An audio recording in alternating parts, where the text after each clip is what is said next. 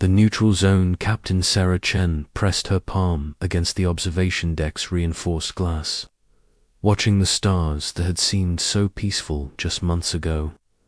The Galileo station orbited Earth's outer rim, a testament to humanity's careful expansion into space.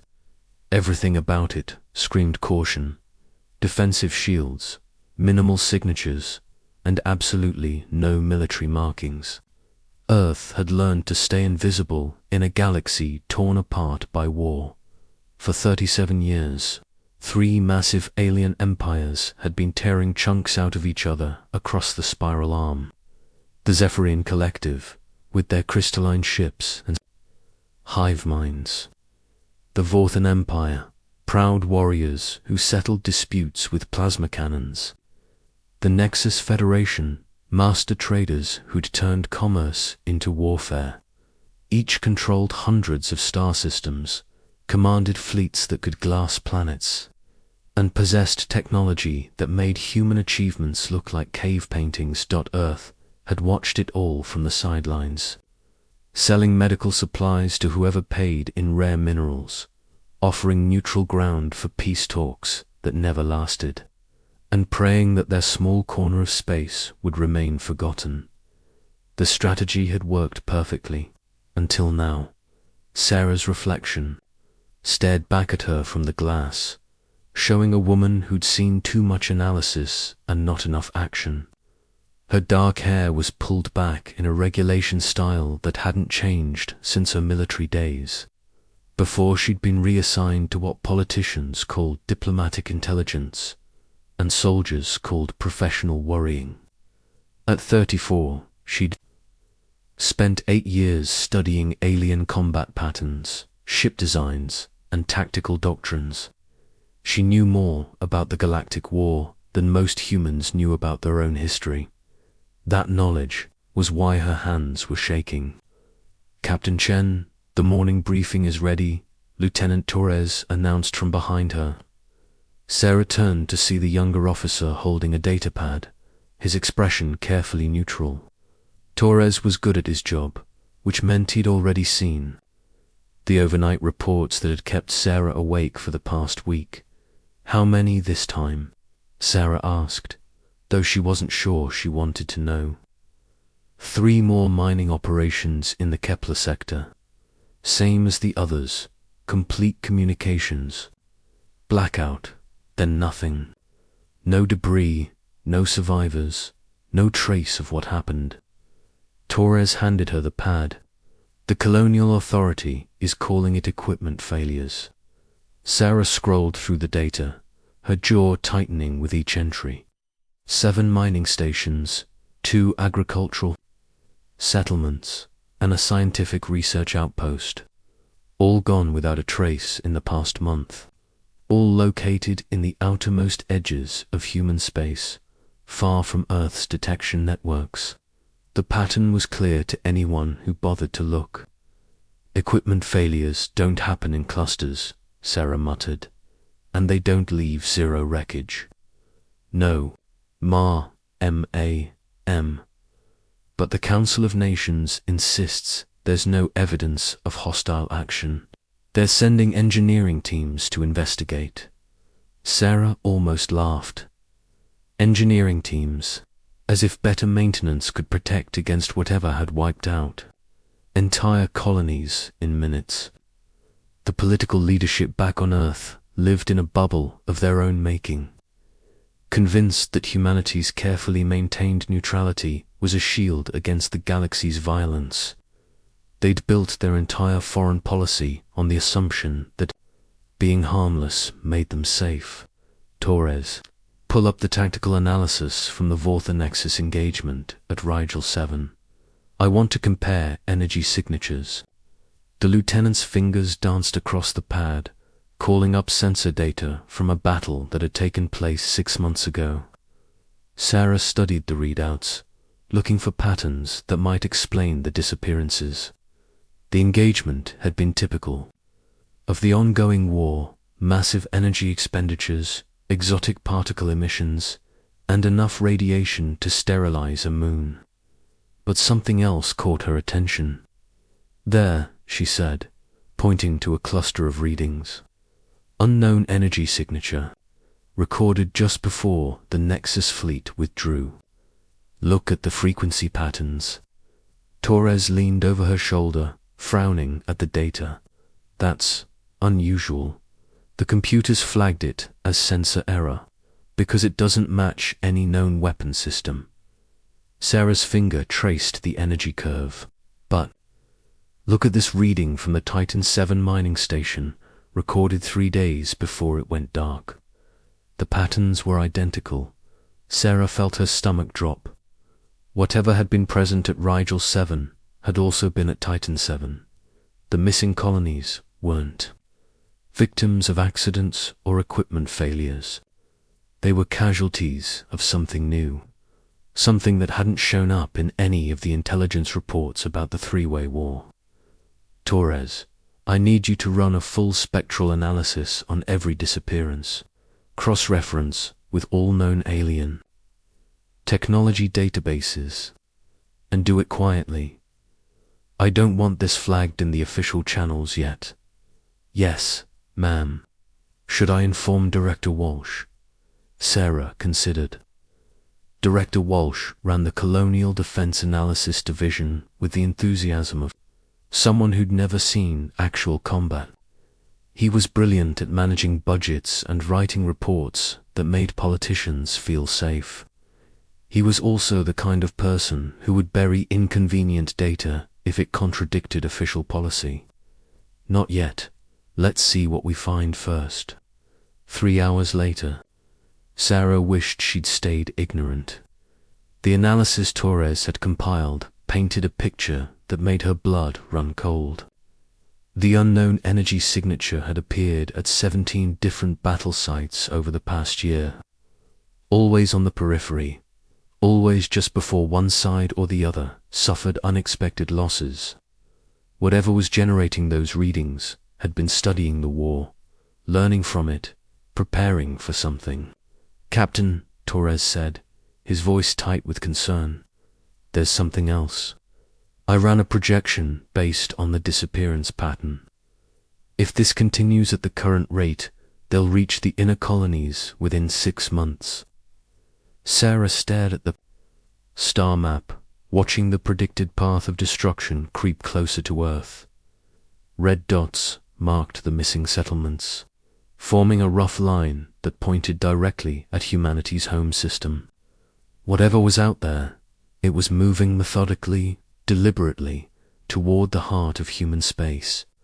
"Pack the analysis," she said. "We're going to Earth, ma'am. Someone needs to tell the Council what's really happening out here, and someone needs to make them understand that neutrality won't protect us from something that doesn't recognize the rules of war." The trip to Earth took 18 hours aboard the fastest courier ship Sarah could requisite. During the journey, she refined her presentation, checked her data, and tried to find words that would penetrate the comfortable delusions of Earth's leadership. The Council of Nations had spent 4 decades building a foreign policy based on the assumption that being harmless made them safe. Convincing them otherwise would require more than data and projections. Earth looked peaceful from orbit, a blue marble wrapped in commerce and wishful thinking. The planet's defensive installations were minimal, a few aging orbital platforms, and a scattered network of early warning sensors. It was the military posture of a species that had convinced itself violence was someone else's problem. The Council building in Geneva still bore the scars of the resource wars that had ended 50 years ago, but the current occupants seemed to have forgotten those lessons.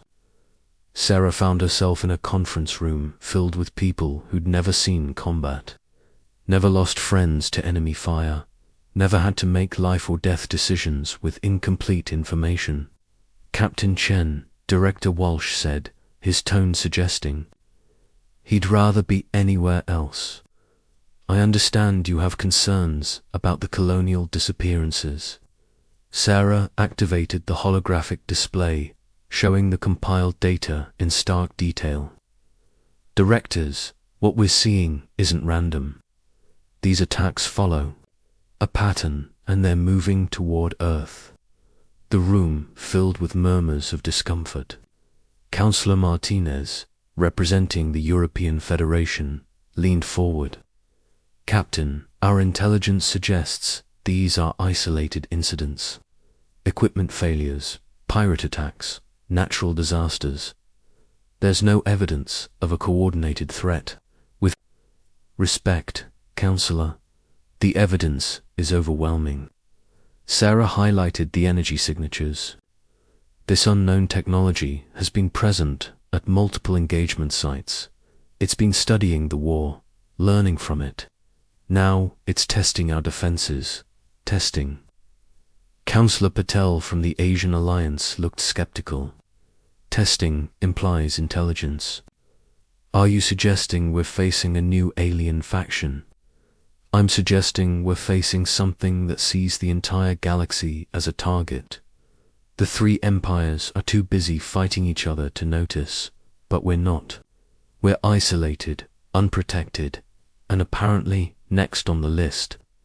The silence that followed was broken by nervous laughter from Director Walsh. Captain, you're asking us to abandon 40 years of successful neutrality based on speculation. Earth's policy has kept us safe throughout this war. We're not about to change course because of a few unfortunate coincidences. Sarah felt her composure crack. Unfortunate coincidences. We've lost 12 settlements and over 40,000 people in the past month. How many more have to die before we admit we're under attack? That's enough, Captain. Walsh's voice carried the authority of someone who'd never had to back up his words with action. You're dismissed. Return to your station and continue monitoring the situation. But I want no more alarmist reports until you have concrete proof of hostile intent. Sarah left the meeting with her jaw clenched and her faith in human leadership shattered. They would wait for concrete proof. They would wait until the enemy was close enough to touch before admitting the threat was real. By then, it would be too late. The answer came sooner than expected.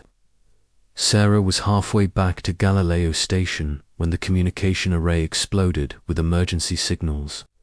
The transmission was garbled, interrupted by static and what sounded like weapons fire, but the words were clear enough. Mayday, Mayday. This is Titan 7 mining station. We are under attack by unknown vessels. Repeat, we are under attack. They're not responding to hails. They're just ... Oh God, they're cutting through the hull like it's paper. We need immediate assistance. Anyone, please respond. The transmission cut to static. When it resumed, it was different. Colder.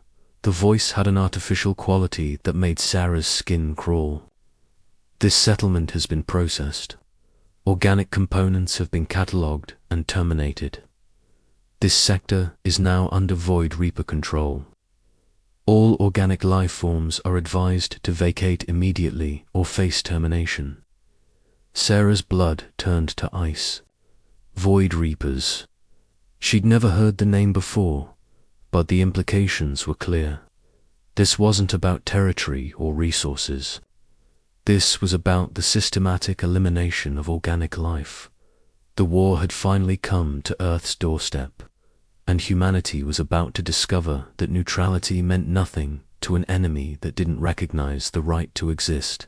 Asterisk, when war comes home, Marcus Webb had been working on theoretical weapons systems for 15 years, always hoping he'd never have to see them used. The emergency meeting in the underground bunker beneath Geneva felt like a nightmare made real. Around the table sat the remnants of Earth's leadership, their faces pale with the realization that their carefully constructed world was crumbling. The Void Reapers, Sarah Chen said, her voice steady despite the magnitude of what she was reporting. "They're not part of the galactic war. There's something else entirely. Something that sees organic life as a problem to be solved." Director Walsh, who dismissed her warnings just days ago, now looked like he'd aged 10 years. "How many ships? What kind of technology are we facing?" "Unknown. The attacks are surgical, precise. They don't leave survivors or wreckage. Whatever they're using, it's beyond anything in our databases." Sarah activated a holographic display showing the progression of attacks. "But they're learning. Each assault is more efficient than the last." Webb studied the data, his mind racing through possibilities. If they're targeting organic life specifically, they must be using some form of AI. Artificial intelligence that's decided biological entities are unnecessary. "That's our assessment," Sarah confirmed. "The question is, what do we do about it?" The silence that followed was broken by Admiral Rodriguez, Earth's senior military commander. "We fight. We have no choice. But we need to know what we're fighting with." Webb felt the weight of every theoretical weapon he'd ever designed. Our current defensive systems are designed for human conflicts. Kinetic weapons, directed energy, conventional explosives. If we're facing advanced AI, we need to think differently. "How differently?" Director Walsh asked. "We need to exploit the one advantage we have." Webb stood, pacing to the display. "There. Machines. They think in patterns, follow logical progressions. But humans don't. We improvise, adapt, do things that don't make sense. That's what kept us alive during the resource wars." The room buzzed with discussion as the implications sank in. Earth's leadership was finally understanding that their peaceful isolation had left them woefully unprepared for the reality of galactic warfare. "Dr. Webb," Admiral Rodriguez said, "what do you need?" "Everything. Full access to our research archives, unlimited manufacturing capacity, and the authority to implement solutions that might sound insane." Webb's eyes gleamed with the fervor of a scientist unleashed. "If we're going to survive this, we need to become something the Void Reapers can't predict or understand." The next 72 hours transformed human space into something unrecognizable. Manufacturing facilities that had produced consumer goods for decades were retooled for weapons production. Research labs that had focused on peaceful applications suddenly found themselves developing instruments of war. The transformation was chaotic, desperate, and absolutely necessary. Sarah found herself at the center of it all, coordinating between military units, scientific teams, and the remnants of colonial administration. The reports coming in were worse than she'd feared. The Void Reapers weren't just attacking human settlements. They were systematically working their way through the outer colonies, leaving nothing but empty space in their wake. "Captain," Lieutenant Torres reported, "we've got contact with the Outer Defense Network. 3 Reaper vessels approaching the Jupiter system." Sarah's heart hammered. Jupiter's moons hosted over 2 million people, including the massive industrial complex at Europa. If the Reapers reached the outer solar system, Earth would be next. "Alert all units. It's time to see if our new toys work." The first engagement took place near Ganymede, where a hastily assembled defensive fleet waited with technology that had been theoretical just days before. The Void Reaper ships were unlike anything in human databases, sleek, angular vessels that seemed to absorb light rather than reflect it. They moved with inhuman precision, their formations perfect, their approach calculated to maximize efficiency. They weren't expecting humanity's response. "This is Admiral Rodriguez aboard the UES Defiance. All units, execute protocol chaos. What followed defied every rule of space combat. Human ships scattered in seemingly random directions, their movements erratic and unpredictable.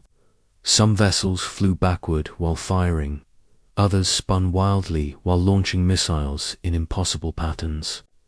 To any logical observer, it looked like complete madness. It was exactly what Webb had hoped for. The Void Reapers tried to adapt, calculating intercept courses and optimal firing solutions. But every time they locked onto a target, the human ships would do something that made no tactical sense. A destroyer would suddenly reverse course and ram a Reaper vessel. A frigate would overload its engines to create a massive explosion right in the middle of the enemy formation. A scout ship would use its gravity generator to hurl asteroids in directions that served no apparent purpose. They're confused, Sarah observed, watching the engagement from the command center. Their AI can't process what we're doing because it doesn't follow logical patterns. That's the point, Webb replied, his fingers dancing across control panels. We're not fighting like a military force. We're fighting like humans, chaotic, unpredictable, and willing to do things that don't make sense. The battle lasted 6 hours and cost Earth 12 ships, but when the smoke cleared, all 3 Void Reaper vessels were destroyed. It was humanity's first victory against an enemy that had seemed invincible.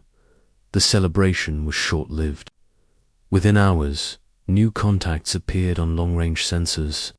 The Void Reapers were sending reinforcements, and this time they would be prepared for human unpredictability. We bought ourselves time, Admiral Rodriguez said during the emergency briefing. But they'll adapt. They always do. Then we need allies, Sarah said.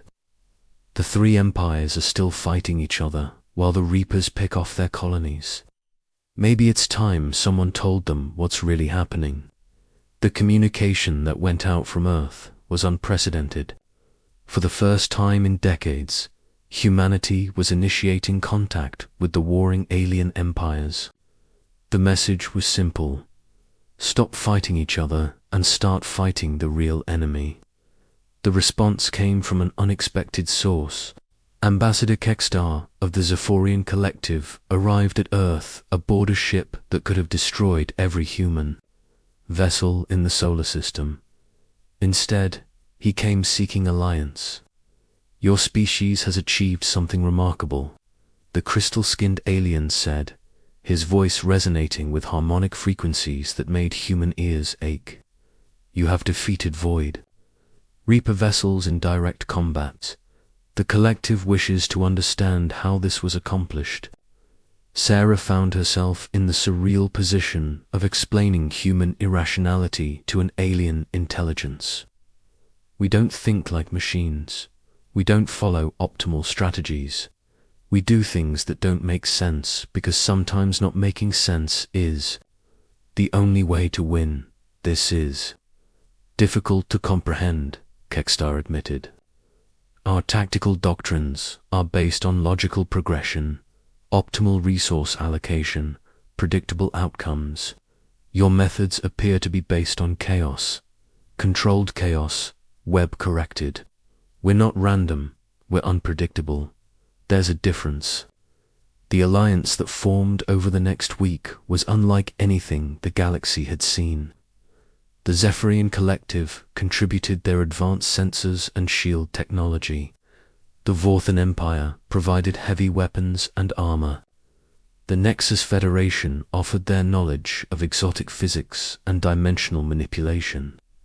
Humanity brought something none of them possessed: the ability to think outside the parameters of logical combat.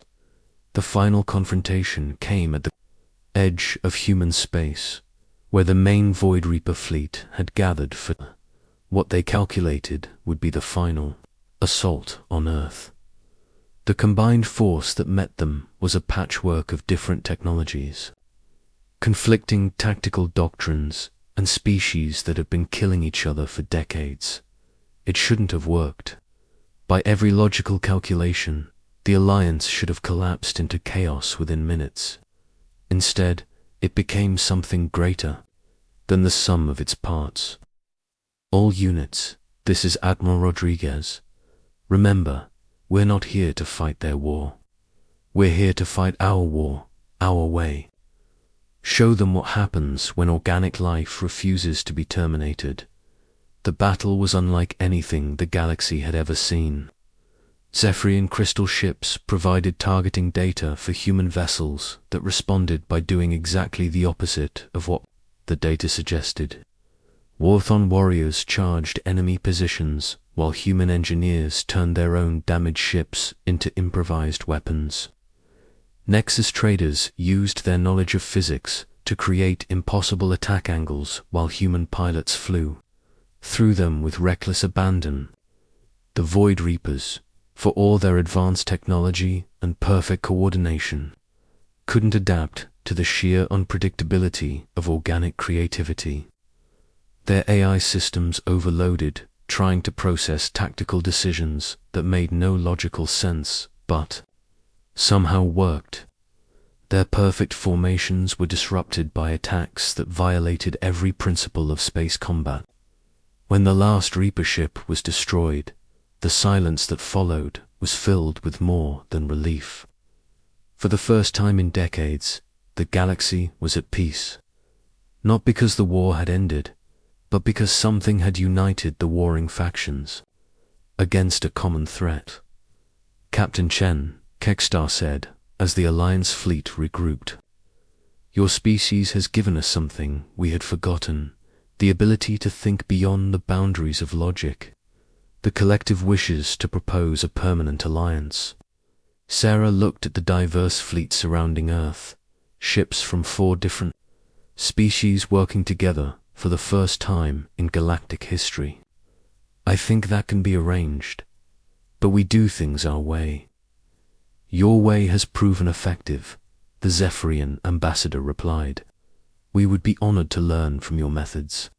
As Earth's first diplomatic mission to the galaxy prepared to depart, Sarah reflected on how much had changed. Humanity had gone from neutral observers to major players in galactic politics. They'd earned their place not through superior technology or overwhelming force, but through the simple refusal to give up and the ability to think beyond the bounds of logical combat. The war was over. The real work of building a lasting peace was just beginning. But for the first time since the conflict began, the galaxy had hope. And that hope had a distinctly human quality, chaotic, unpredictable, and absolutely refusing to accept defeat. Dr. Webb, now appointed as Earth's first Director of Galactic Defense, summarized it perfectly in his report to the Council. We didn't win because we were stronger or smarter. We won because we were human. And sometimes, being human is exactly what the galaxy needs. The stars no longer seemed distant and hostile. They were full of possibilities, challenges, and the promise of a future where organic life would never again face extinction alone. Earth had joined the galactic community not as a supplicant, but as an equal partner in the great adventure of existence. The war had come to Earth's doorstep, but humanity had answered with something the galaxy had never seen before: the unstoppable force of creative chaos backed by the unbreakable will to survive. It was, as the humans themselves might say, a pretty good response to an eviction notice.